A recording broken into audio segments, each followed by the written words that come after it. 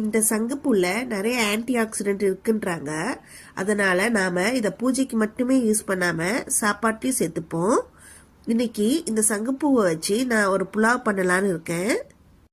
தேவையான அளவுக்கு தண்ணி வச்சு அதில் சங்குப்பூவை போட்டு நல்லா கொதிக்க விட்டுட்டு நம்ம வடிகட்டி இதையே தேங்காய் கூட சேர்த்து தேங்காய் பாலாக எடுத்து வச்சுப்போம். குக்கரில் நெய் ஊற்றிட்டு பட்டை, கிராம்பு, அன்னாசிப்பூ, பிரிஞ்சி இலை எல்லாம் போட்டு கொஞ்சம் ஜீரகம் போட்டு தாளிச்சுப்போம்.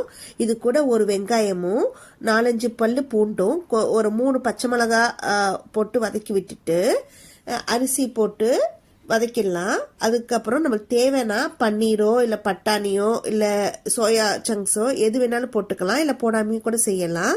அதையும் போட்டு வதக்கிட்டு ரைஸ் கூட நாம் தேங்காய் பால் ஊற்றி தேவையான அளவுக்கு உப்பு, நான் எப்பொழுதும் ரைஸ் வேக வைக்கும்போது இந்த ஆலிவ் விதையை சேர்த்துப்பேன், அதனால கொஞ்சம் ஆலிவ் விதையும் போட்டிருக்கேன்.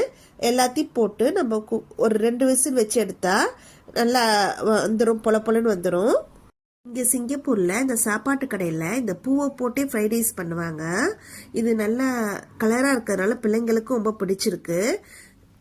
நான் எடுத்த இந்த ஃபோட்டோ சரியாக இல்லாதனால கலர் கம்மியாக இருக்குது, ஆனால் இது நல்லா ப்ளூவாக தான் இருக்கும். இதை என் பொண்ணு ஊரில் ஸ்கூல் படிக்கிறப்போ செஞ்சு கொடுத்துருக்கேன். அவங்களோட ஃப்ரெண்ட்ஸ் எல்லாம் இந்த பூவெல்லாமா சாப்பிடுவேன்னு சொல்லி ஃபர்ஸ்ட் பயந்தாங்க. அதுக்கப்புறம் இது எல்லாரோட ஃபேவரட்டும் ஆயிட்டு இப்போ கூட சாதனான்ற ஃப்ரெண்டு ரெசிபி கேட்டதுனால போஸ்ட் பண்ணியிருக்கேன். இந்த வீடியோ உங்களுக்கு பிடிச்சிருந்தா சப்ஸ்கிரைப் பண்ணுங்க.